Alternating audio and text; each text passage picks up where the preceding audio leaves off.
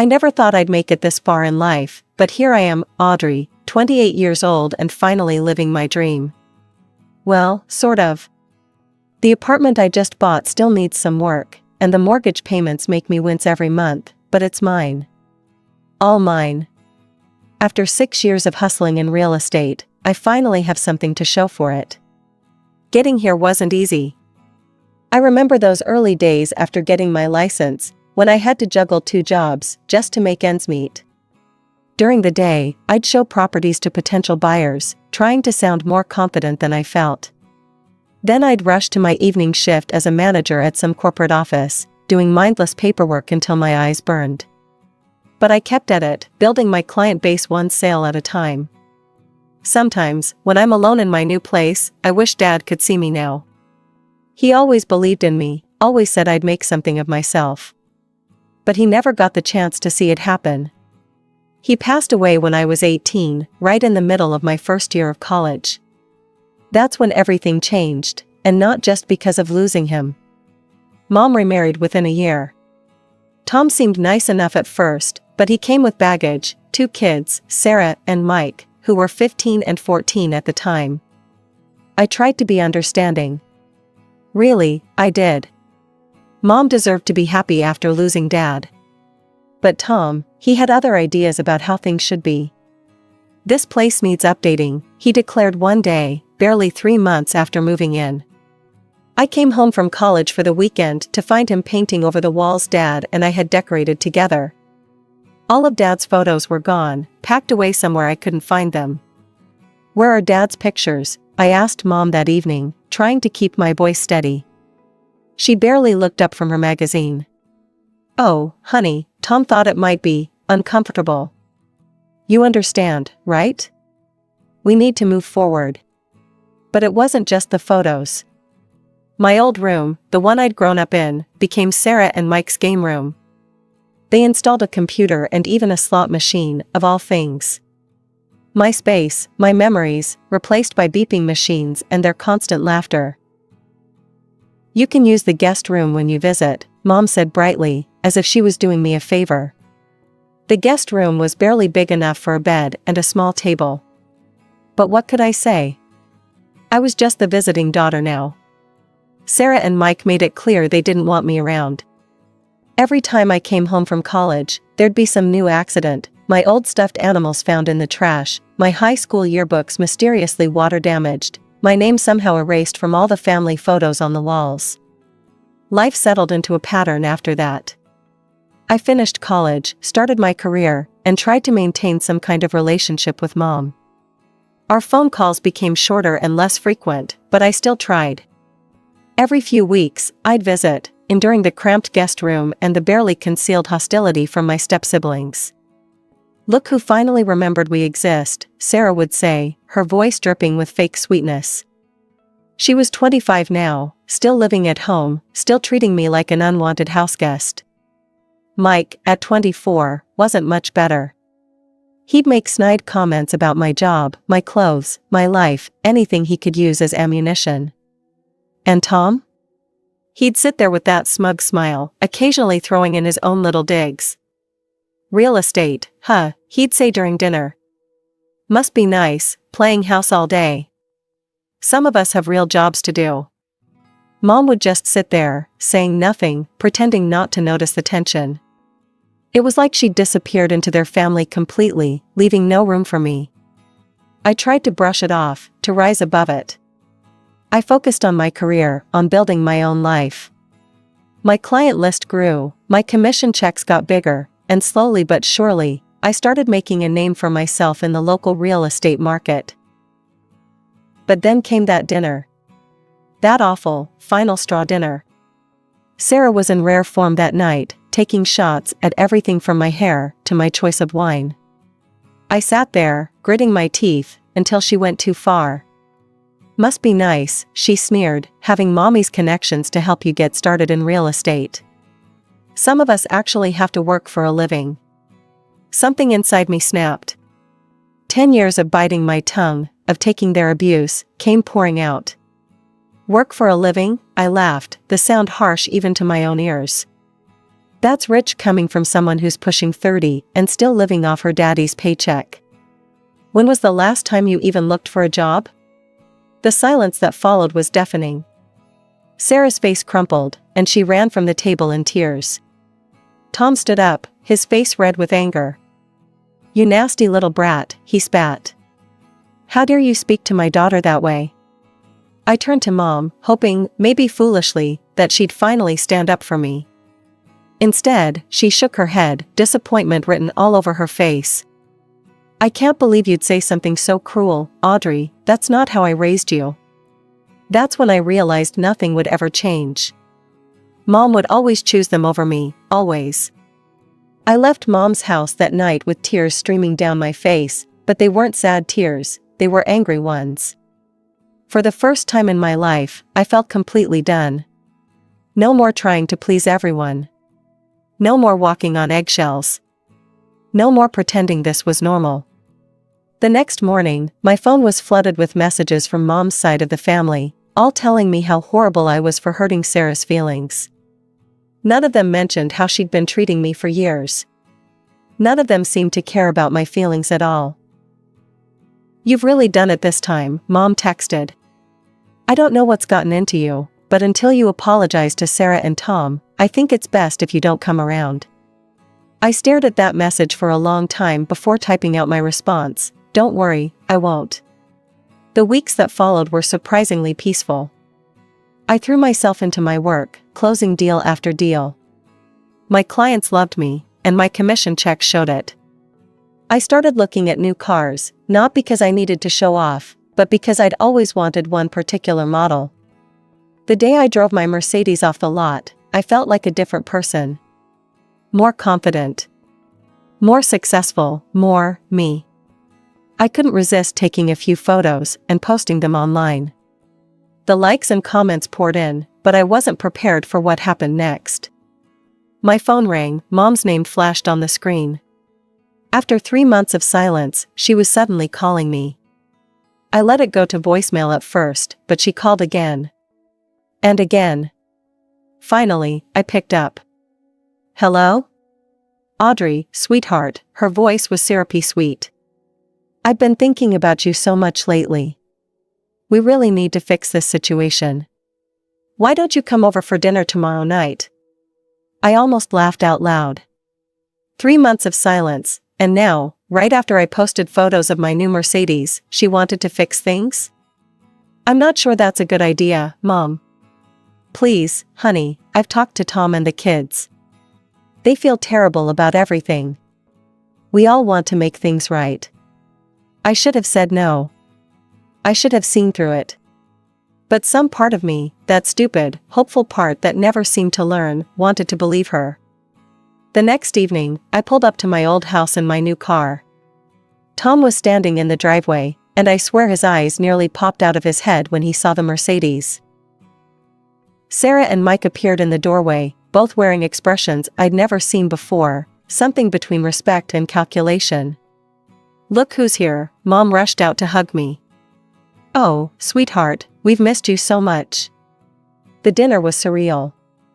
Tom complimented my career choices, Sarah asked about my clients with seemingly genuine interest, Mike even pulled out my chair for me. I felt like I'd stepped into some parallel universe where they actually liked me. Between courses, Mom pulled me aside in the kitchen. "I had a long talk with them," she whispered, squeezing my arm. "They realize how wrong they've been. They want to start fresh." I wanted to believe her, God, how I wanted to believe her. And for a while, it seemed real. I started visiting more often. The cruel jokes stopped. The snide comments disappeared. They were all suddenly interested in my life, my work, my success. But then I started noticing patterns. Every visit, without fail, the conversation would turn to their living situation. It started subtly at first. "This old house just isn't what it used to be," Tom would sigh, glancing meaningfully at me. "The roof leaked again last week," Mom would add. "And the heating bills are getting ridiculous." Sarah and Mike would chime in with their own complaints, not enough bathrooms, too little storage space, outdated everything. Each time, they'd look at me expectantly, waiting for something. I tried to change the subject whenever this happened, but they grew more persistent. One evening, as I was leaving, Mom followed me to my car. "You know, sweetie," she said, running her hand along the Mercedes hood, "you're doing so well now. It must be wonderful to have such a comfortable life." The way she emphasized comfortable made my skin crawl. I was starting to understand why they'd suddenly become so nice to me, but I pushed the thought away. They were family, after all, maybe they really had changed. Then Mom dropped the bomb about her upcoming 55th birthday. She mentioned it casually over coffee, but there was nothing casual about the way everyone stared at me. "It's quite a milestone," she said. "I've been thinking about how to celebrate it properly." I took the bait. "Don't worry about planning anything, Mom, I'll take care of everything." The look that passed between her and Tom should have warned me. The way Sarah and Mike suddenly became extremely interested in their phones should have set off alarm bells. But I was still trying so hard to believe in this new version of our family that I ignored all the signs. I decided to go all out, a party at my friend Rachel's upscale restaurant in the city center, followed by a surprise trip to Hawaii for the whole family. The thought of paying for Tom, Sarah, and Mike to vacation made me queasy, but I told myself it was worth it to make Mom happy. Planning Mom's birthday celebration became my top priority. I called Rachel right away. "I want everything to be perfect," I told her. "Money's not an issue." Rachel's excitement was contagious. "Leave it to me, honey. I'll give you my friends and family discount, but trust me, this will be an event to remember." If only she knew how right she would be. When Mom sent me her guest list, my heart sank a little. Out of 30 people, 25 were Tom's relatives. I scrolled through the names, looking for familiar ones from Dad's side of the family. Aunt Susan, who used to babysit me. Not there. Uncle Jack, who taught me to ride a bike. Missing. Cousin Emma, who was like a sister to me growing up. Nowhere to be found. I added them to the list without telling Mom. They deserved to be there, even if she had forgotten about them. When I called Aunt Susan to invite her, she went quiet for a moment. "Are you sure, sweetie?" she asked. "Last time I saw your mother, she made it pretty clear we weren't welcome anymore." "I'm sure," I said firmly, "you're my family too." The next week, I went to Mom's house to discuss the party details. Sarah cornered me as soon as I walked in. "So," she said, trying to sound casual but failing miserably, "the restaurant party is your gift to Mom?" I noticed Mom shoot her a warning look, but I chose to ignore it. "That's part of it," I replied. "I have something else planned too, a surprise." The way they all perked up at the word surprise should have been my first clue. Tom and Mom exchanged glances, and Mike suddenly became very interested in the conversation. "A surprise?" Mom leaned forward. "What kind of surprise, sweetheart?" I just smiled and shook my head. "You'll have to wait and see." The next hour was excruciating. They took turns trying to pump me for information, all while dropping increasingly obvious hints about houses. Tom gave me a grand tour of every minor repair needed in the house. Mom sighed dramatically about how cramped everything was. Sarah and Mike tag-teamed with complaints about sharing a bathroom. "You know, Audrey," Tom said, gesturing at a water stain on the ceiling, "with your expertise in real estate, you must know all about good housing opportunities." I nodded noncommittally. "The market's pretty active right now. And successful agents like you must have all sorts of connections," Mom added, giving me a meaningful look. I pretended not to understand what they were getting at. "I do have a good network, yes.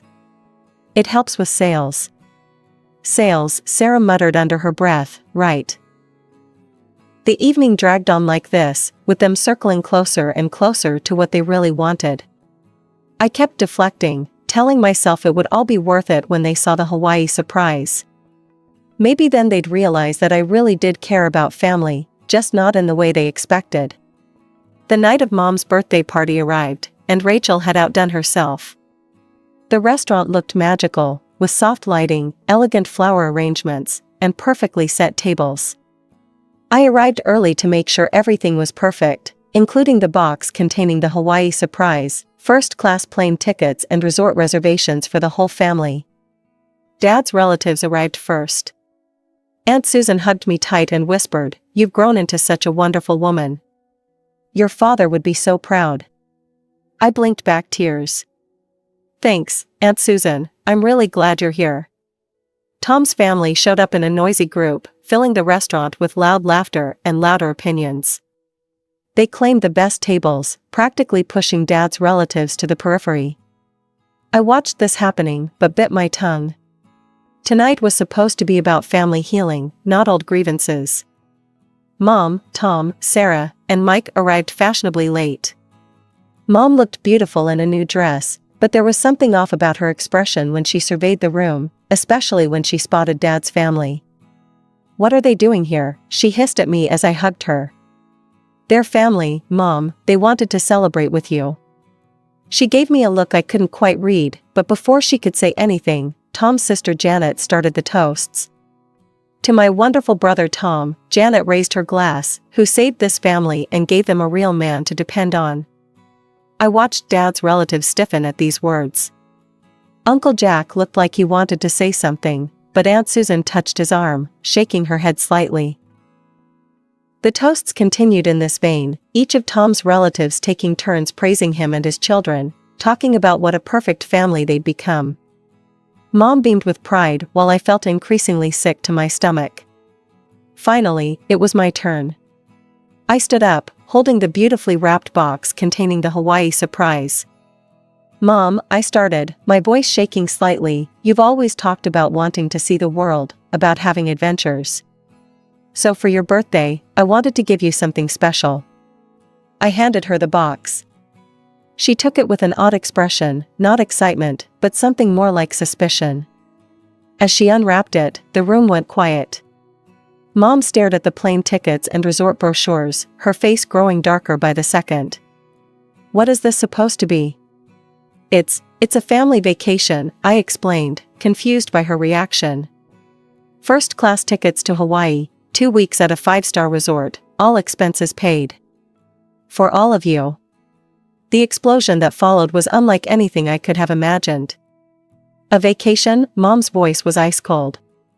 "You think we want a vacation?" Tom stood up, his face red with anger. "This is what you call a birthday present? After all our hints?" "Hints," I repeated, although I was starting to understand with horrible clarity. Sarah jumped up next. "We've been telling you for months what Mom really wanted. A house. She wanted a house, you stupid, selfish witch." The restaurant went silent. Rachel, standing near the bar, looked on in horror. "A house?" I couldn't believe what I was hearing. "You expected me to buy you a house?" "We thought you understood," Mom said, her voice dripping with disappointment. "All those conversations about our living situation, how could you be so dense?" I looked around the room. Tom's relatives were nodding in agreement, while Dad's family sat in shocked silence. "I'm a real estate agent," I said slowly, trying to keep my voice steady. "I sell houses, I don't give them away for free. This trip cost me a fortune as it is." "A fortune?" Tom scoffed. "Please, we've seen your car. We know you can afford more than some cheap vacation." That's when I lost it. I turned to Rachel and said loudly, "Could you please have security escort these people out?" "You can't do this," Mom shrieked as 2 security guards approached. "It's my birthday party." I grabbed the box of tickets from her hands. "Not anymore, it's not, and you don't deserve any of it." What followed was chaos. Tom's family hurled insults as they were let out. Sarah screamed about how I'd always been jealous of their perfect family. Mike called me every name he could think of. Mom just stood there, shaking her head in disgust. After they left, the restaurant was eerily quiet. Then Uncle Jack stood up, raised his glass, and said, "I think it's time we remembered the real man of this family." To David Mitchell, a wonderful father who would have been so proud of his daughter. We spent the rest of the evening sharing stories about Dad, and for the first time in years, I felt like I was with my real family again. The 2 weeks following the birthday disaster were surprisingly peaceful. I threw myself into work, showing houses to clients and closing deals as if nothing had happened. But everything had changed. For the first time in my life, I felt truly free from the guilt, the manipulation, and the constant pressure to prove myself to people who would never accept me. My phone was suspiciously quiet. No calls from Mom, no texts from Sarah or Mike, no angry voicemails from Tom. I knew it wouldn't last, but I enjoyed the silence while it lasted. During this time, I grew closer to Dad's side of the family. Aunt Susan invited me over for Sunday dinners, just like when I was little. "You know," she said one evening, as we sat on her porch drinking tea, "your father always worried about Catherine, your mom. He said she needed people to take care of her too much. He was afraid it would hurt you someday." I stared into my tea. He was right, I just wish I'd seen it sooner. The first thing I did after the party was cancel all the Hawaii reservations. I used it to plan a different trip, a week-long Mediterranean cruise for Dad's relatives who had stayed with me that night. They tried to refuse at first, but I insisted. I was in the middle of booking their cruise when my phone rang. Mom's number flashed on the screen. I almost didn't answer, but something told me I should hear whatever she had to say. "Hello?" I kept my voice neutral. "Audrey," Mom's voice was tight, controlled. No apology, no warmth, just business. "We need to talk about what happened." I waited, but she didn't continue. "What about it?" "Well, first of all, you humiliated us in front of everyone. But we can discuss that another time. Right now, we have a more pressing issue." I could guess where this was going, but I let her continue. "Mike had an accident with the car yesterday. Nothing serious, but the repairs will be expensive. Since you're doing so well, we thought." I cut her off with a laugh. I couldn't help it. The sheer audacity was almost impressive. "Let me get this straight," I said. "You're calling me, not to apologize for what happened at your birthday, but to ask for money? Don't be dramatic, Audrey, family helps family. And speaking of help, since you canceled that Hawaii trip, you could at least give us the money you would have spent on it. It's only fair." I sat in my home office, phone pressed to my ear, listening to my mother's demands with a strange sense of clarity. Everything suddenly made sense, all the years of manipulation, the sudden kindness after seeing my success, the birthday disaster. It had never been about family. It had always been about what they could get from me. "Mom," I said quietly, cutting off her monologue about family obligations, "I did use that money. I'm sending Dad's family on a Mediterranean cruise." The silence on the other end was deafening. When she finally spoke, her voice was trembling with rage. "How dare you? Those people aren't even your real family anymore. I'm your mother, we're your family." "No," I replied, my voice steady. "You haven't been my family since the day you chose Tom and his kids over me. You stood by while they took over my childhood home, while they erased every trace of Dad, while they treated me like an unwanted guest. You watched them bully and belittle me for years, and you did nothing. That's not true, I always loved you. Love isn't enough, Mom. You didn't protect me.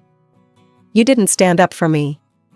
You let them push me out of my own family, and now you only want me around because you think I can buy you things. After everything I've done for you."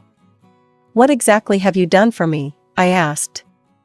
"Since Dad died, what have you actually done to help me or support me?" "I put myself through college, I built my career on my own, I bought my own home. The only time you show any interest in my life is when you want something from me." She started crying then, but I'd seen this performance too many times before. "I'm your mother. You can't just abandon me." "I'm not abandoning you, Mom. I'm finally setting myself free. I don't wish you any harm, but I can't be part of your life anymore. You, Tom, Sarah, Mike, you're not my responsibility. Fix your own problems. Live your own lives. Just leave me out of it." I hung up the phone and blocked their numbers, all of them. Then I sat there for a long time, looking at the photos on my desk. There was one of Dad and me at my high school graduation, both of us grinning at the camera.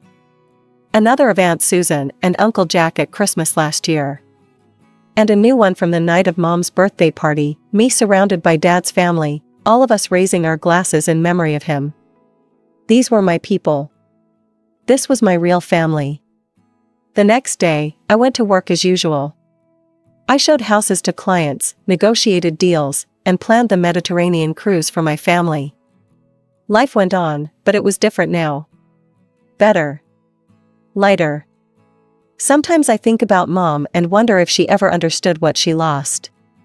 Not the money or the gifts or the fancy house she wanted, but something far more valuable, a daughter who would have done anything for her if she'd just been a real mother in return. But I don't dwell on it anymore. I've learned that family isn't about blood or obligation or keeping up appearances. It's about love, support, and acceptance. It's about people who stand by you without expecting anything in return. It's about being there for each other, not because you have to, but because you want to.